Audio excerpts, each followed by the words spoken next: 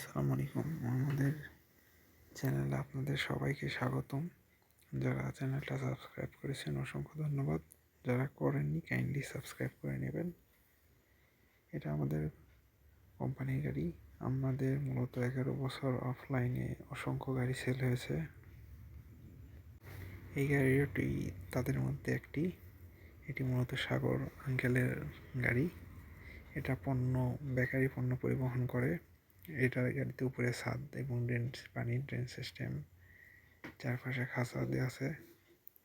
গাড়িটিতে 412 চাকা, পাশাপাশি শ্যাফট এবং ডাটাই মোটর দেওয়া আছে, যার কারণে গাড়িটি অনায়াসে 1600 কেজি পর্যন্ত লোড ক্যারি করে, অর্থাৎ 40 মন।